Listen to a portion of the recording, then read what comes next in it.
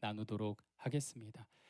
우리가 어려서 이렇게 우리 아이들 수련회 같은 데 가면 공동체 훈련을 위해 도미노라는 게임을 했습니다.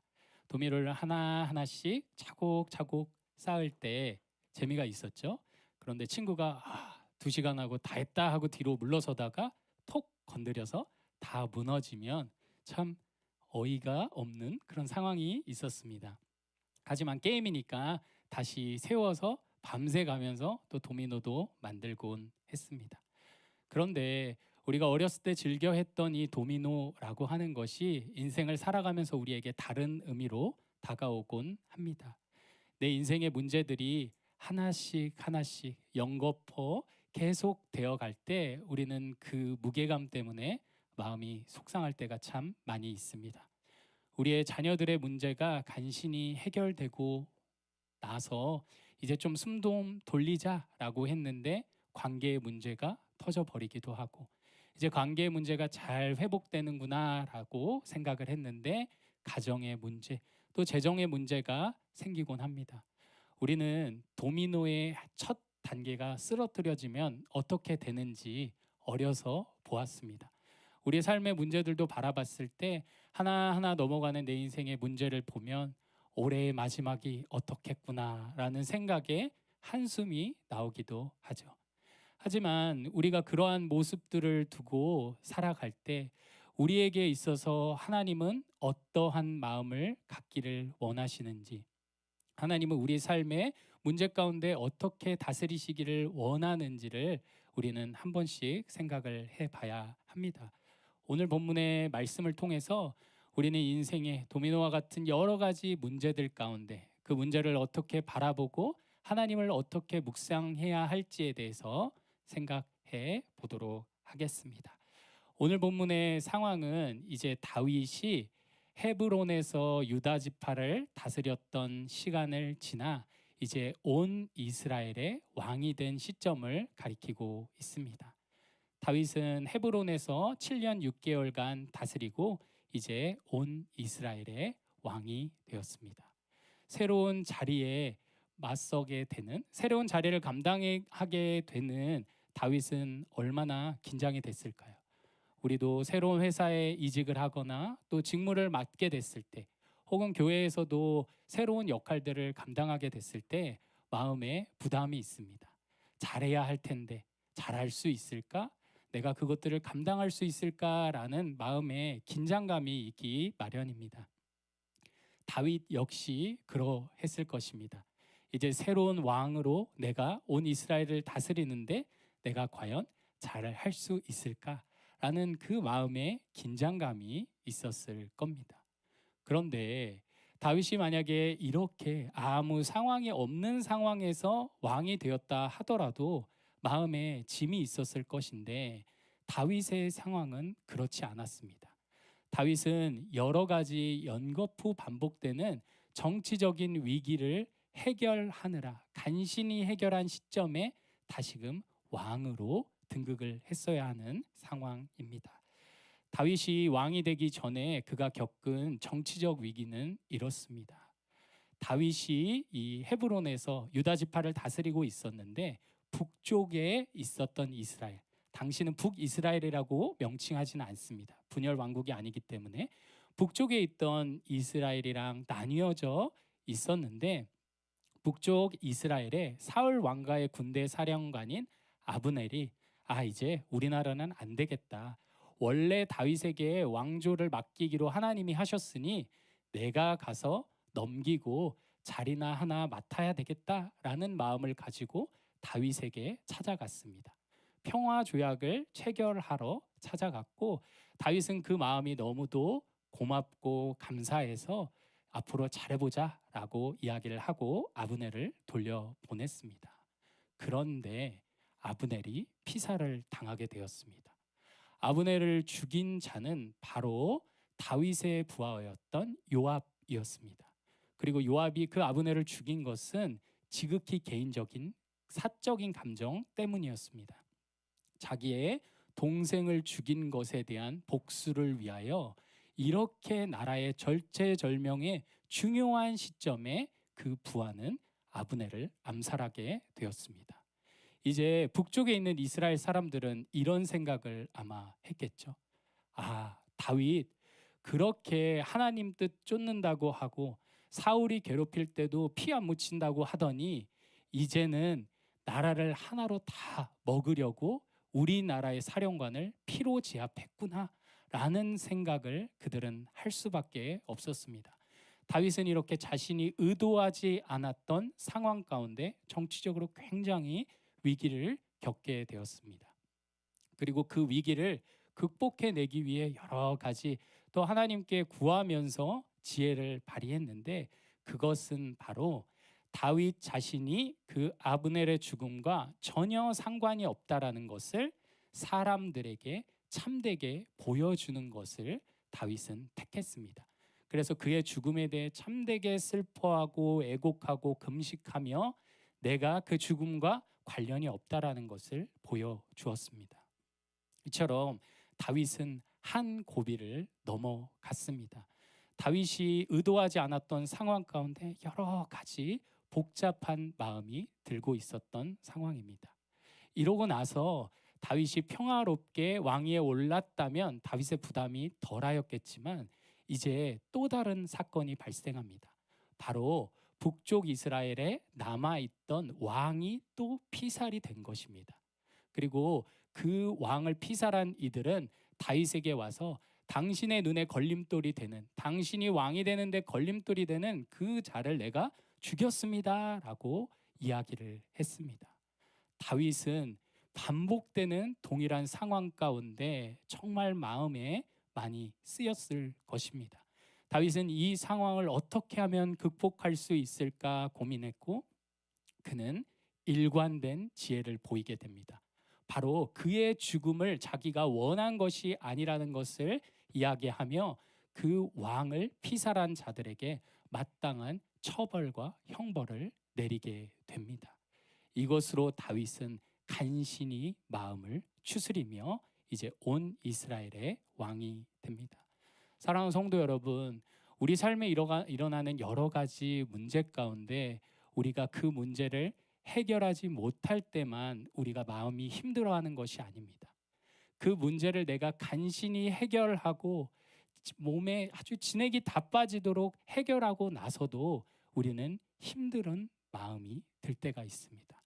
하나님이 왜 내 인생에 이렇게 얄궂게 여러 가지 문제를 주시는가? 문제를 겨우 해결하긴 했는데 왜 이런 상황을 반복해서 주시는가?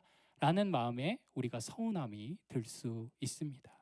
다윗도 충분히 복잡한 상황, 원망이 들 수 있던 상황이었습니다.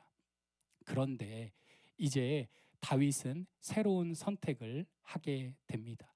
다윗이 이러한 위기 가운데 왕이 되고 나서 또 한 번의 큰 위기가 닥치게 됩니다.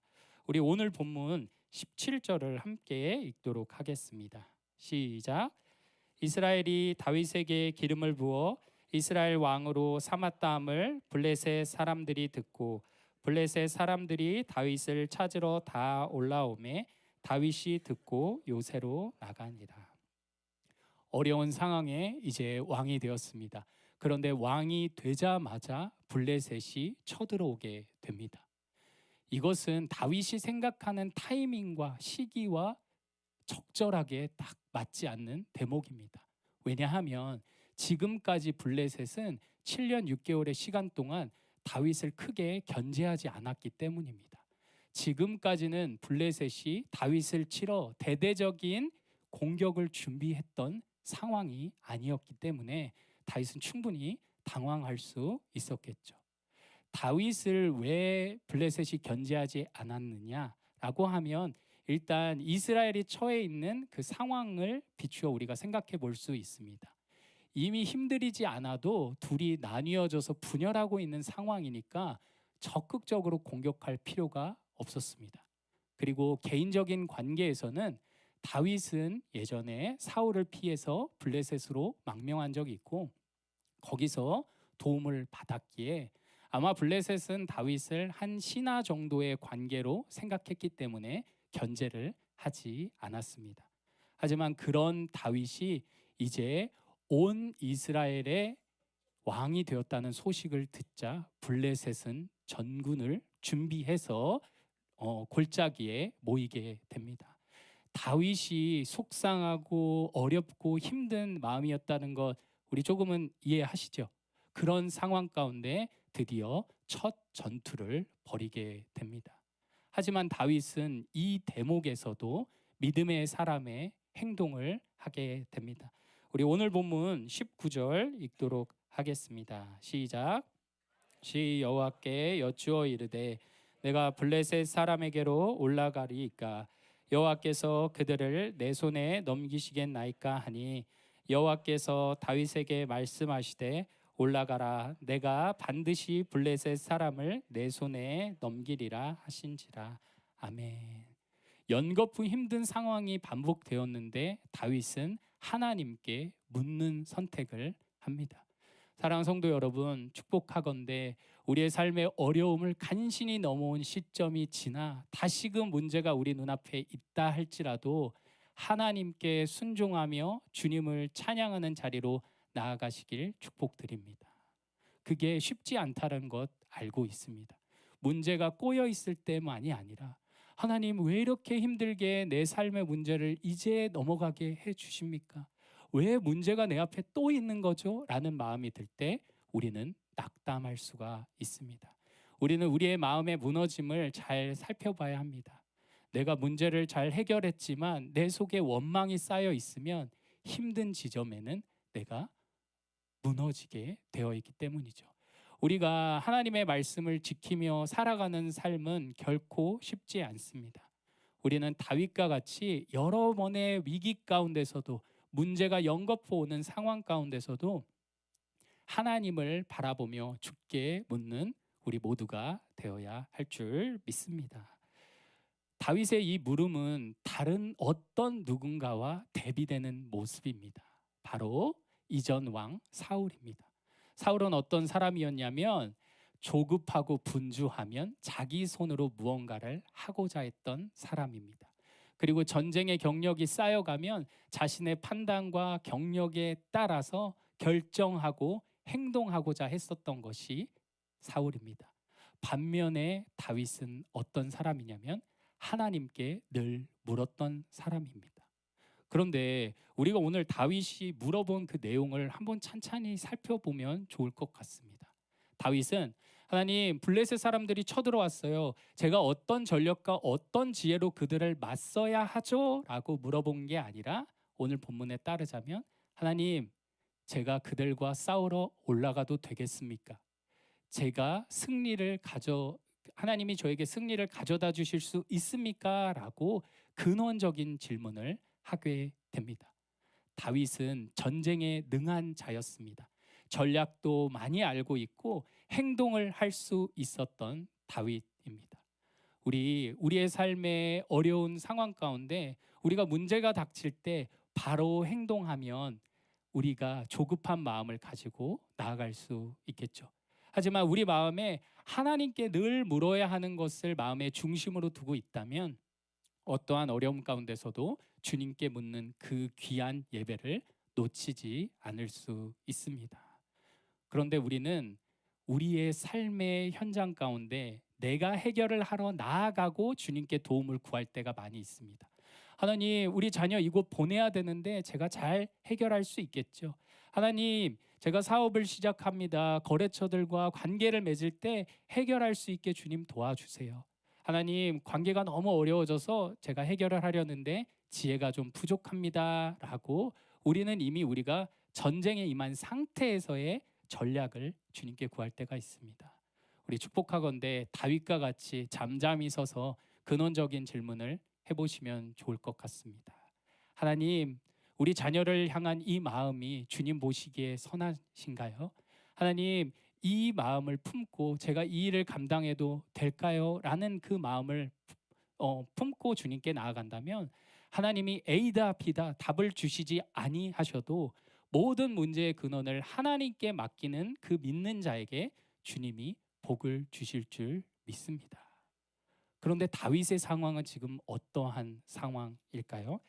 오늘 본문 18절을 보면 블레셋 사람들이 이미 이르러 르바임 골짜기에 가득한 상황이었습니다. 눈앞의 대적들, 그리고 미처 저들이 공격할 거라고 예측하지 못했던 시점에 그 대군이 눈앞에 가득한 상황에 다윗은 하나님께 물었던 것입니다. 우리의 삶에 조급함이 들고 당장 해결하지 않으면 우리 삶에 어려움이 닥칠 이 순간에 하나님은 우리에게 기다리고 기다리고 기다리라는 명령을 해 주십니다. 아유, 형님 제가 너무 힘든데 이거 문제가 꼬였어요. 좀 해결을 해 주세요. 어떤 분한테 연락해야 이 부분을 해결해 줄까? 나의 억울함을 누구한테 말하면 해결해 줄 수 있을까라고 우리는 급한 마음에 핸드폰을 바로 들 때가 많습니다. 하지만 하나님께 모든 것을 맡기는 마음으로 잠잠히 기다리면 주님께서 선한 길로 우리에게 평강을 더해 주실 줄 믿습니다. 이처럼 다윗은 어려운 상황 가운데서도 진군하는 것마저 모르셨습니다. 그리고 그 진군하는 걸 물은 그 다윗에게 하나님께서는 복으로 갚아 주십니다. 오늘 본문 20절을 다 함께 읽도록 하겠습니다. 시작.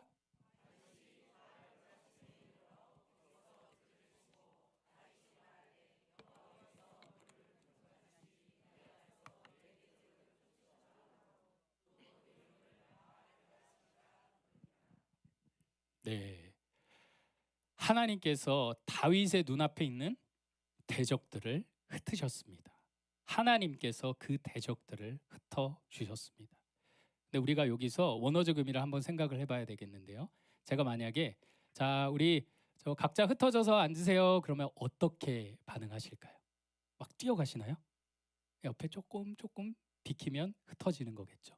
오늘 본문에 말하고 있는 이 흩어짐은 그냥 자리를 옮기는 것, 후퇴를 소극적 차원에서 한 것이 아니라 홍수가 모든 것을 휩쓸어 버리듯이 하나님께서 대적을 치워 주셨다라는 이야기입니다. 댐이 있죠. 콘크리트가 아무리 두꺼워도 홍수로 인하여 물이 가득 차서 수압을 버틸 수 없으면 균열이 생깁니다. 그리고 그 균열을 비집고 나면 그 댐이 무참하게 파괴가 됩니다. 그리고 우리가 홍수가 이 모든 세상 가운데 있는 것들을 휩쓸고 갈 수 있다라는 것 우리가 눈으로도 보고 있습니다. 바로 하나님께서 바알 브라심 흩으시는 주다라고 드러내신 이 현장은 그냥 블레셋이 몇몇 후퇴한 것이 아니라 그들이 눈을 뜨고 찾아볼 수 없을 정도로 하나님께서 그들을 멸하셨다라는 것을 우리는 살펴보게 됩니다. 하나님께서는 우리의 삶에 이러한 은혜를 가져다 주실 줄 믿습니다. 우리의 삶에 대적들이 눈앞에 있고 대적들이 나를 괴롭히는 것들 그 상황 가운데 하나님께서는 친히 임재하여 주십니다. 우리는 성경을 통하여 하나님께서 홍수로 휩쓸듯이 대적을 처리한 한 사건을 함께 보길 소원합니다. 우리 출애굽기 14장 27절 함께 읽도록 하겠습니다. 시작. 모세가 곧 손을 바다 위로 내밀어 새벽이 되매 바다의 힘이 회복된지라 애굽 사람들이 물을 거슬러 도망하나 여호와께서 애굽 사람들을 바다 가운데 엎으시니. 아멘. 홍해 바다의 힘이 회복되어 그곳에 있었던 애굽 군사들이 흩어졌습니다. 어디로 흩어진 것이 아니라 휩쓸려 수장당했습니다. 하나님께서는 우리의 대적들을 이렇게 무참히 무찔러 주시는 능력의 하나님입니다. 하나님께서 그 영광의 능력으로 이 이스라엘을 쫓아오는 그 출애굽을 막고자 하는 이집트의 세력을 무참히 부셔주신 것이 바로 주님의 능력임을 믿습니다. 그렇다면 제가 한 가지 질문을 드리겠습니다. 그러면 왜 우리 옆에는 여전히 대적들이 있을까요? 바알 브라심의 하나님이 왜 다윗에게만 적용되는 것 같을까요? 다윗의 시대에는 적용된 그 능력의 하나님이 왜 지금은 아무 일도 하지 않으시는 것처럼 우리가 느껴질까요? 그것은 바로 우리 눈앞에 있는 대적을 우리가 어떠한 것으로 보느냐에 따라 결론은 정말 다르게 드러납니다. 우리 먼저 출애굽의 사건은 장차 우리가 받을 구원을 예표한다라는 것 우리 알고 있습니다. 믿으시나요?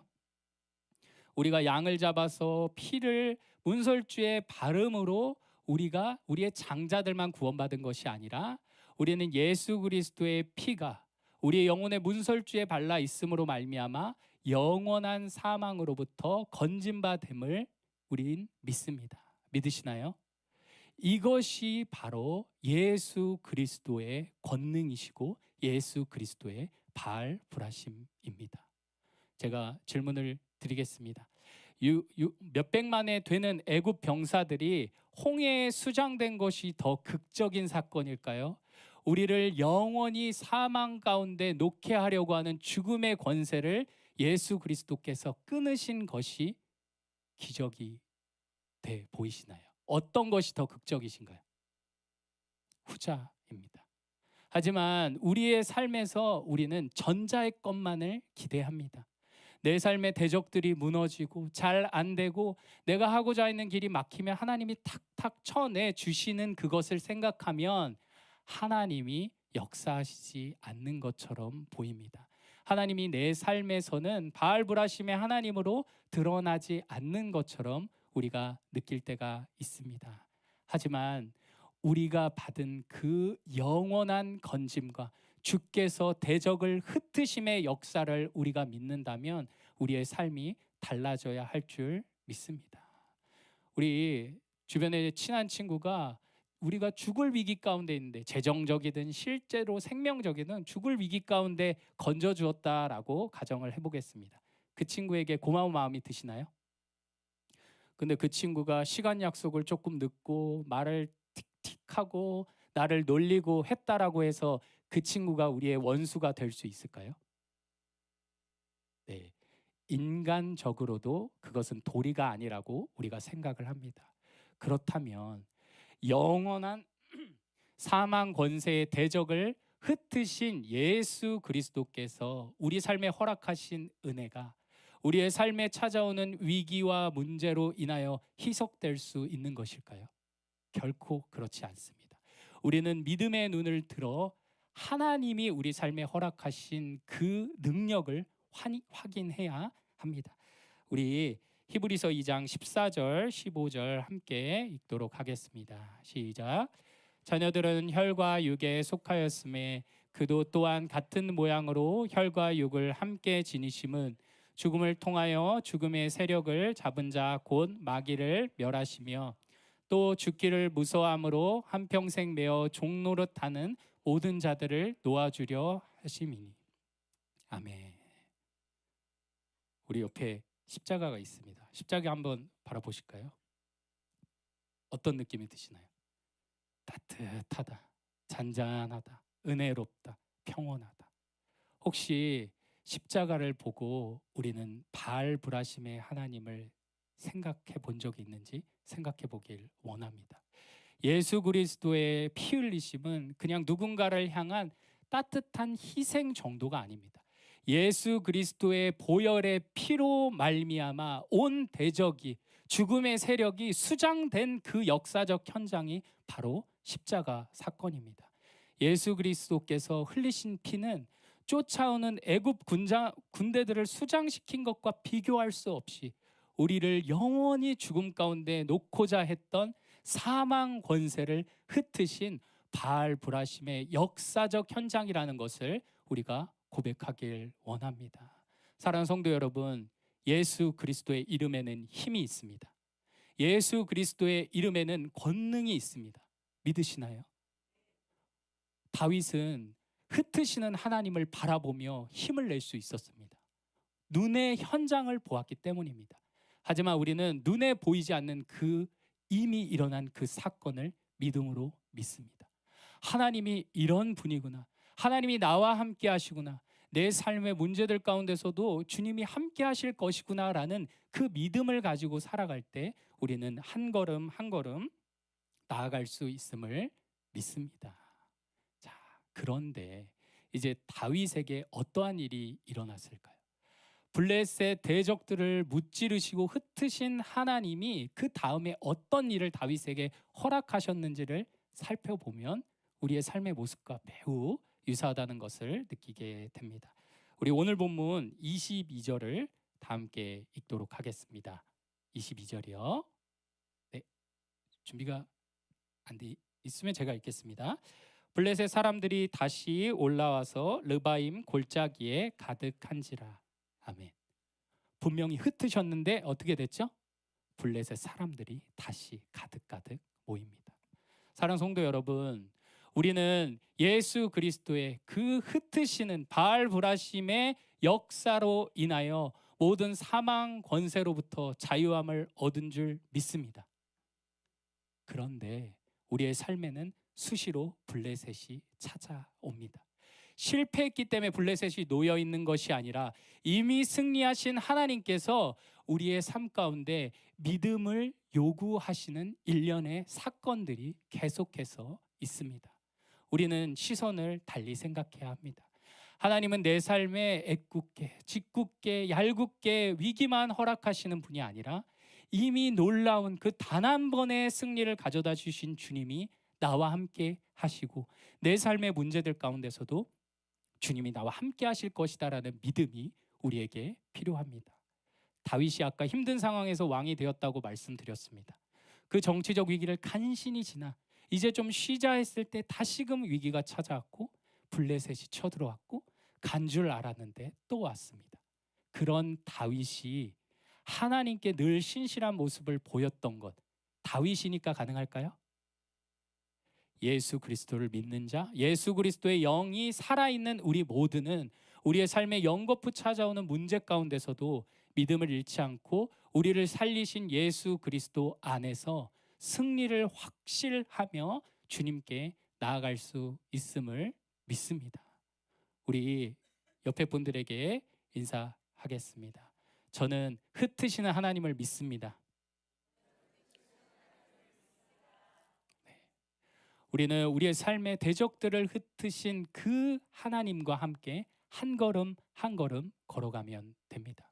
그런데 이제 우리는 우리의 대적이 누구인지, 우리의 적이 누구인지를 다시금 떠올려 봐야 합니다. 아까 제가 말씀드릴 때 출애굽의 사건은 그 눈에 보이는 것으로 끝나는 게 아니라 장차 올 예수 그리스도 안에서의 구원을 예표한다고 말씀드렸죠. 똑같습니다. 우리 눈앞에 보이는 애굽 군대가 우리의 대적이 아니라 예수 그리스도와 대적하고자 하는 악의 영이, 그 영적인 싸움이 바로 우리가 감당해야 할 대적들과의 전쟁이라는 것을 우리 꼭 기억하시길 축복드립니다. 내 삶에 이 문제가 생겼네, 재정의 문제가 생겼네, 관계의 문제가 생겼네. 내 대적이 이 문제가 아닙니다. 우리의 대적은 그 상황 가운데 하나님을 떠나고 싶게 만드는 우리의 마음, 나를 괴롭힌 이가 있으면 그대로 받아쳐주고 싶은 그 마음, 비난함으로 무언가를 바꾸고자 하는 우리의 마음, 잠깐의 유익을 위해 정직을 택하는 대신 세상의 방식을 택하고 싶은 그 수많은 것들이 바로 우리의 대적입니다. 그 대적은 우리의 발을 지금도 잡고 있습니다. 감사하지 않아도 돼, 미워해도 돼, 이렇게 해도 아무 문제 없어, 자녀들 일단 키우는 게 중요하잖아, 그게 다 무슨 소용이야. 우리는 우리 눈앞에 연거푸 찾아오는 영적인 대적을 올바로 분별해야 합니다. 우리의 적들은 이 땅에서 있는 자들과의 전쟁이 아닙니다. 영적 세력, 이 땅에서 권세를 잡은 그 세상 권세와 우리는 대적을 하고 있습니다. 사랑하는 성도 여러분, 예수 그리스도의 힘을 의지함으로 대적들을 무찌르시는 은혜가 있길 바랍니다. 하나님, 이 꼬여버린 문제를 해결해 주세요 라는 것이 우리에게 익숙한 기도였다면 이제는 기도를 달리해서 하나님, 이 상황이 되니 제가 믿음을 갖기가 너무 어렵습니다. 이 상황이 되니 주의 길을 택하는 게 너무 싫어집니다. 이 대적을 없애주세요. 나를 영원한 죽음의 세력에서 건지신 그 하나님이라면 이거 끊어주실 수 있으시죠? 하나님, 오늘도 나의 눈앞에 있는 대적들을 흩어 주시옵소서 라고 고백을 하는 우리의 삶이 되어야 합니다. 우리는 우리 삶에 하나하나 넘어지고 있는 그 도미노를 바라보면 무력한 마음이 듭니다. 근데 반대쪽에서는 이미 새로운 도미노가 시작되었습니다. 예수 그리스도의 단번에 죽으심, 피 흘리심으로 온 대적을 수장시킨 그 승리로 인하여 우리 삶의 도미노들이 하나씩 차곡차곡 대적을 향해 걸어가고 있습니다. 우리에게 하나님이 요구하시는 것은 이 땅에서의 삶에서 우리가 마주하는 그 문제로 인하여 두렵고 낙담하여 하나님이 무능하다라고 여길 것이 아니라 이미 승리하신 그 하나님의 그 찾아오시는 그 도미노의 물결을 기대하고 갈망하고 소망함으로 우리의 삶에서 다시금 대적들을 뛰어넘어 새로운 희망으로 나아갈 수 있도록 우리가 다름질하는 것이 우리의 삶의 새로운 사명인 줄 믿습니다. 사랑하는 성도 여러분, 하나님은 무력하시지 않습니다. 예수 그리스도의 이름은 유약하시지 않습니다. 예수 그리스도의 이름은 권능이 있고 우리의 삶의 눈앞에 있는 대적들을 능히 무찔러 쪼개고 짓밟고 흩으실 그 권능의 이름이 우리 가운데 있고 그 예수 그리스도의 영이 우리의 영혼 가운데 영원토록 거하심을 믿습니다. 그래서 우리 귀한 성도님들, 우리의 삶 가운데 우리의 믿음의 눈을 주님이 허락하사 승리하신 주님을 바라봄으로 말미암아 인생의 현장 가운데 믿음 잃지 않고 바알 브라심의 하나님을 경험하시는 복된 성도님들의 한 주가 되길 주님의 이름으로 축복합니다. 기도하도록